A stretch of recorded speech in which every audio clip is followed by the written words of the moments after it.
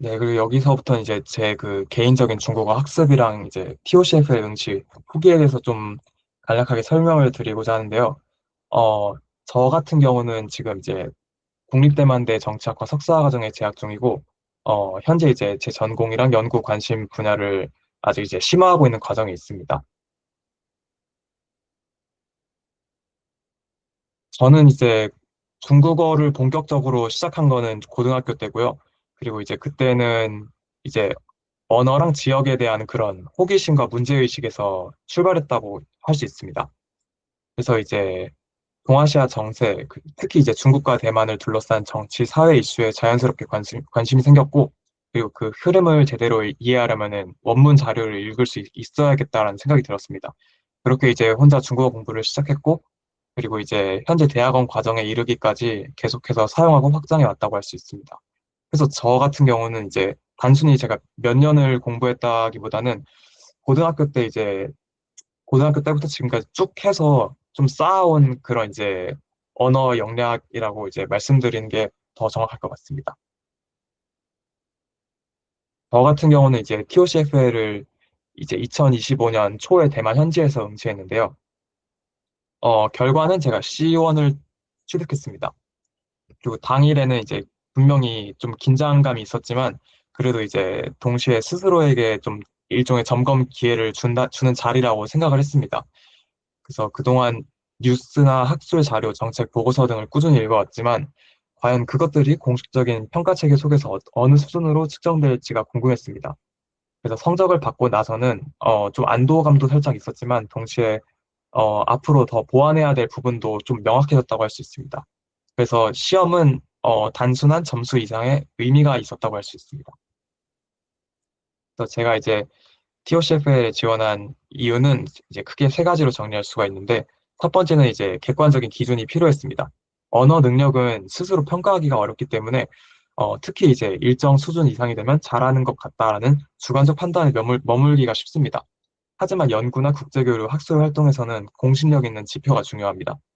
TOCFL은 대만 교육부 산하 기관에서 주관하는 공식 시험이기 때문에 저는 이제 제 중국어 능력을 제도적으로 좀 증명할 수 있는 수단이라고 판단했습니다. 둘째로는 이제 학업과의 연계성입니다. 저는 이제 아까 말씀드렸다시피 이제 시사나 양안 문제나 동아시아 정세에 관심이 많기 때문에 평소에 이제 중국과 대만의 언론들을 비교해서 읽는 습관이 있었는데요. 이제 동일한 사건을 보면서 예를 들어서 이제 어, 이 두 지역이 어떻게 다르게 보도하는지, 또 어떤 표현을 사용하는지, 그리고 논조의 차이는 무엇인지 그런 이제 분석하는 과정이 제 연구 관심과도 연결이 되고 또 중국어 학습에 있어서도 이제 좋은 공부 방법이라고 저는 생각을 합니다. 그래서 이제 이런 활동이 단순한 취미가 아니라 실제 언어 역량으로 이어지고 있는지 개인적으로 확인하고 싶었습니다. 그리고 이제 마지막으로는 장기적인 진로 계획과도 연관이 있었습니다. 향후 이제 뭐 기회가 된다면은 대만 관련된 연구나 교류 활동을 해볼 수도 있다는 그런 이제 생각이 좀 있기 때문에 이 화어 능력에 대한 공식 증명은 또 중요한 자산이 될 수 있다고 생각합니다. 그래서 시험은 그 목적 자체라기보다는 경로를 이렇게 정리하고 다음 단계로 나가기 위한 하나의 기준점이었다고 저는 생각합니다. 그럼 이제 제 중국어 학습 과정에 대해서 조금 더 자세히 말씀드리겠습니다. 저는 그런 이제 전통적인 방식보다는 비교적 이제 자율적인 방식으로 공부해왔다고 할 수 있는데요. 고등학교 시절 때 이제 병음이랑 성조부터 공부를 시작했습니다.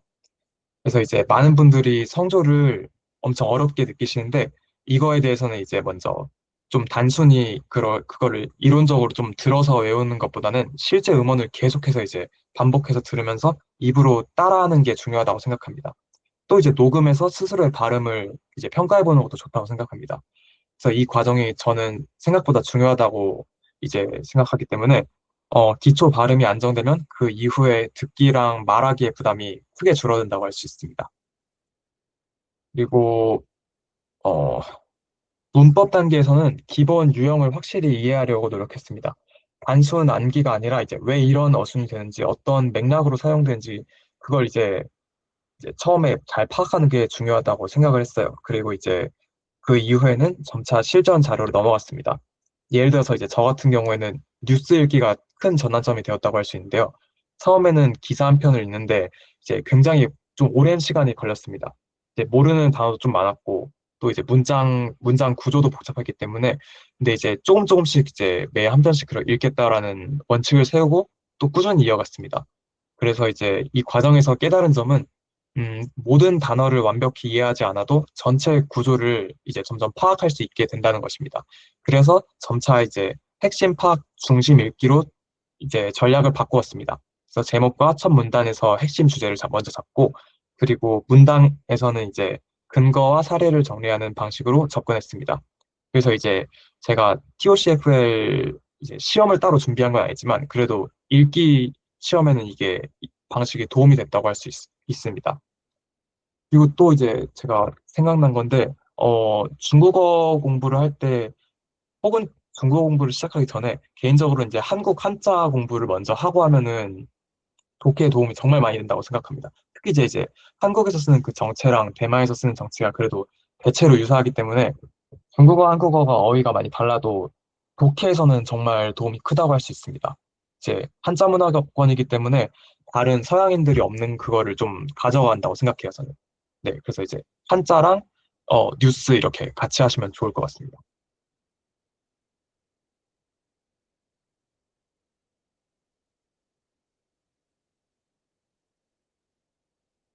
그리고 이제 교재에 대해서는 제가 개인적으로 뭐 TOCF의 전용 교재를 이제 체계적으로 준비한 경험은 없습니다. 다만 이제 그래도 기초 단계에서는 이제 기본 문법 교재가 필요하다고 생각을 하는데요. 체계적인 구조를 한 번은 이제 정리를 해둬야지 이제 자율 학습이 좀 수월해진다고 할 수 있습니다. 그래서 이제 대만 현지에서는 당대 중문이나 시청화어 같은 교재로 이제 준비하는 경우가 많습니다. 이 교재들 같은 경우에는 대만식 표현과 어휘를 익히는 데 도움이 많이 됩니다. 그래서 이제 만약에 대만에서 학업을 계획하신다면은 이게 상당히 좋은 선택이 될 수 있다고 생각합니다. 그리고 학습 방법에서 이제 제가 강조하고 싶은 거는 또 이제 아까 말씀드렸다시피 반복 청취입니다. 듣기는 단기간에 늘지 않기 때문에 같은 음원을 여러 번 반복해서 듣고 또 처음에는 이제 전체의 의미를 파악하고 다음에는 세부 표현을 확인하는 방식으로 접근하면 효과적입니다. 그리고 두 번째로는 요약 훈련인데요. 읽은 내용을 중국어로 간단히 정리해보는 습관은 표현력을 크게 향상시킨다고 할 수 있습니다. 그리고 세 번째로는 관심 분야와의 연결입니다. 이제 저 같은 경우에는 시사 뉴스가 그 역할을 했다고 할 수 있는데요. 흥미가 있어야지 개인적으로 공부를 좀 지속할 수 있다고 생각을 하고 또 지속해야지 실력이 쌓인다고 생각합니다. 그리고 이제 이것도 아까와 말씀드렸다시피 이제 비교 읽기가 또 중요하다고 할 수 있는데요. 예를 들어서 이제 뭐 중국 본토와 대만 둘 다 이제 중국어를 쓰지만 어휘 같은 거에서 차이가 많이 나기 때문에 같이 이렇게 공부를 하신다면은 어휘 선택이나 문장 구조 그리고 강조점의 차이를 좀 이제 구별을 할 수 있게 되실 거예요. 그래서 이 방법은 이제 단순히 언어 학습을 넘어서 사고의 폭을 넓히는데 큰 도움이 된다고 생각합니다. 그리고 또 이제 마지막으로 또 말씀드리고 싶은 것은 이제 중국어 학습에 있어서 시험 중심으로만 접근을 하지 않는 게 좋다고 생각합니다. 이제 시험은 중요한 이정표라고 할 수 있지만 언어는 결국 사용하고 이해하는 능력입니다. 그래서 매일 조금씩이라도 읽고 듣는 습관을 유지한다면은 시험 준비는 그 연장선에서 계속 이루어질 수 있습니다. 저 역시 이제 고등학교 때 공부 시작해서 지금까지 이어오고 있는데요. 이게 이제 완벽하지는 않지만 꾸준함이 결국 큰 자산이 됐다고 생각합니다.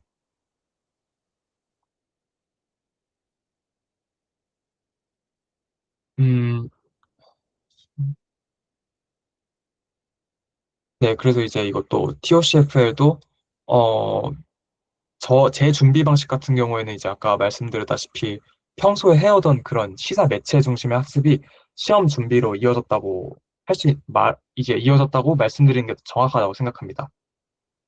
그래서 이제,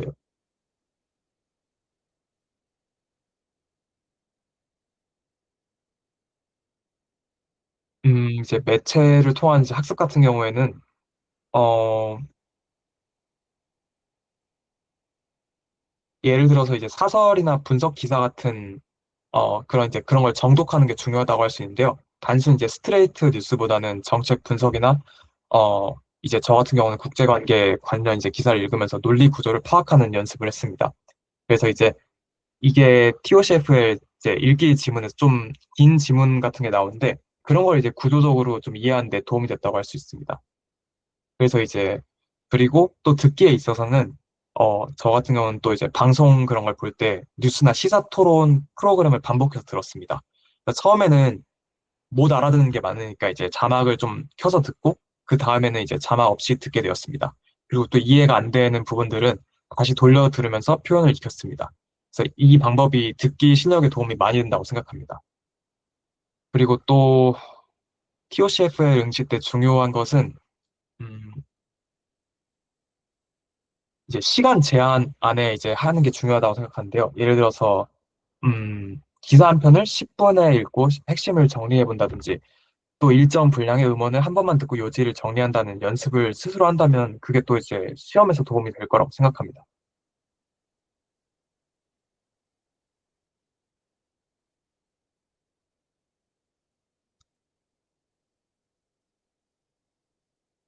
그리고 이제 시험 당시에는 저는 이제 시험을 따로 내가 준비하지 않았기 때문에 또 그 점이 이제 부담이 되기도 했었거든요. 하지만 이제 이거는 새로운 도전이 아니라 이제 그동안 내가 쌓아온 결과를 확인한 자리다 이렇게 설득을 했습니다, 스스로를. 그래서 또 시험을 볼 때 또 중요한 게 하나는 이제 집중력 유지입니다. 듣기 영역에서는 한 문제를 놓치면 다시 들을 수 없기 때문에 그 순간에 최대한 집중해야 합니다.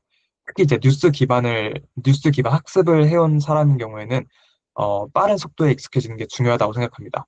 실제 이제 뉴스 속도에 익숙해져 있다면 시험 음원 같은 경우에는 상대적으로 이제 안정적으로 느껴질 수 있습니다. 왜냐하면 대만 뉴스 같은 경우에는 또 말이 굉장히 빠르기 때문에 네, 뉴스가 도움이 정말 많이 된다고 생각합니다. 그리고 또 중요한 게, 어, 완벽주의를 내려놓는 것입니다. 읽기 지문에서 이제 모르는 단어가 당연히 나올 수 있는데 그런 것들을 다 하나하나 이해하려고 하면 시간이 이제 훅훅 지나가기 때문에 어, 이제 평소에 뉴스를 통해서 공부를 많이 하시면은 구조 파악에 익숙해져 있게 되어 있거든요. 그래서 이제 문제에서 뭘 요구하는지 그걸 중심으로 파악해서 읽으려고 노력하는 게 중요하다고 생각합니다. 그리고 또 중요한 게, 예를 들어서 이제 언어 능력뿐 아니라 전략적인 판단도 중요하다고 생각합니다. 예를 들어서 이제 어떤 문제는 세부 정보를 확인하는 게 중요하고 또 어떤 문제는 이제 맥락 이해가 중요하다고 할 수 있는데요. 이거를 이제 구분하는 감각이 좀 필요하다고 생각합니다. 그리고 이제 TOCFL을 너무 이제 시험을 위해서 공부하는 것보다는 일상적으로 언어에 노출되는 게 중요하다고 생각합니다. 이제 한국에 있더라도 또 이제 평소에 매일 이제 뉴스 한 편이라도 읽고 또 10분 정도라도 중국어를 듣는 습관이 쌓인다면 시험에서는 그게 이제 자연스럽게 실력으로 따라온다고 생각합니다. 물론 이제 기본적인 유형 파악이랑 모의 시험 경험은 이제 하면 할수록 당연히 좋다고 생각합니다. 그리고 이제 말씀드렸다시피 자기가 뭘 좋아하는지 그걸 생각을 하셔서 언어에 그걸 접목을 하셨으면 좋겠어요. 예를 들어서 뭐 경제에 관심이 있으시다 그러면 경제 기사를 보실 수 있고 또 문화에 관심이 있다 그러면 문화나 뭐 그런 이제 예능 프로그램을 보셔도 돼요. 그래서 이제 흥미가 있어야지 공부를 지속할 수 있기 때문에 이게 또 상당히 중요하다고 할 수 있습니다. 그리고 또 이제 시험을 보기 전에는 목표를 명확히 설정하셨으면 좋겠습니다. 단순히 이제 높은 급수를 따고 싶다라기보다는 나는 이 정도 수준을 공식적으로 확인하고 싶다라는 구체적인 이유를 가지는 게 중요합니다. 그리고 또 마지막으로는 이제 자신을 과소평가하지 않으셨으면 좋겠습니다. 일정 기간 만약 꾸준히 학습해 오셨다면은 이제 그 시험의 노력을 배반하지는 않기 때문에 또 지나치게 두려워할 필요는 없다고 생각합니다. 그래서 이제 저 같은 경우는 TOCF를 취득하고 나서 크게 느낀 거는 아무래도 이제 공식적인 좀 인정이라고 할 수가 있죠. 그리고 좀 이제 심리적으로도 안정이 좀 되고요. 그래서 이제 왜냐면 내가 중국어를 이렇게 공부를 해왔지만 이거를 제도적으로 보여줄 방법이 없었지만 시험 성적이라는 것은 하나의 객관적 지표가 됩니다. 그래서 이제 학업이나 연구 장학금, 국제 교류와 관련된 자리에서 언어 능력을 설명할 때 매우 유용합니다. 그래서 이제 개인적으로는 저는 이제 이걸 통해서 자신감도 예전보다는 좀 생겼습니다. 이제 고등학교 때 이제 혼자 공부했던 언어가 이제 공식 시험을 통해서 어느 정도 수준에 도달했다는 사실은 이제 제 학습 방식이 크게 틀리지 않았다라는 방증이라고도 생각을 했습니다. 그래서 그리고 또 이제 이걸 통해서 더 발전할 수 있다는 동기부여도 되었습니다. 그리고 대만에서의 이제 생활은 제 중국어 이제 학습에 영향을 많이 또 끼쳤다고 할 수가 있는데요. 어, 일상이 아무래도 다 중국어를 쓰다 보니까 수업 시간뿐만 아니라 식당에서 뭐 주문할 때나 편의점에서 계산할 때, 그리고 뭐 택시 기사님이랑 얘기할 때가 다 학습의 장애라고 할 수가 있습니다. 특히 이제 기억에 남는 거는 뭐 야시장에서 상인이랑 가격을 흥정해 본 적도 있는데요. 그게 이제 자연스럽게 가서 지금도 좀 기억에 남습니다. 그래서 그렇게 회화를 실제 생활 속 표현을 몸으로 익히는 게 더 중요하다고 생각합니다. 그리고 대만의 이제 현지 대학 수업에서 토론 중심 문화도 꽤 인상 깊었는데요. 정치나 사회 문제를 자유롭게 토론하는 분위기 속에서 언어라는 것은 단순한 도구가 아니라 사고의 구조라는 점을 실감했습니다. 또 이제 같은 사건을 두고 서로 다른 해석이 존재하고 또 이를 언어로 설득력 있게 표현하는 과정을 보면서 많은 자극을 받았습니다. 이제 그래서 앞으로 이제 이거는 제 개인적인 계획인데 중국어 능력을 기반으로 동아시아 지역 연구를 이제 가능하다면 더 심화해보고 싶습니다. 특히 이제 양안이나 아니면 뭐 지역 안보, 국제 정치 문제를 1차 자료에 기반해서 분석하는 연구를 한번 지속해보고자 합니다. 그래서 이제 중국어라는 것은 저 개인적으로 있어서는 단순한 외국어가 아니라 연구 도구이자 사고 확장의 수단이라고 할 수 있습니다.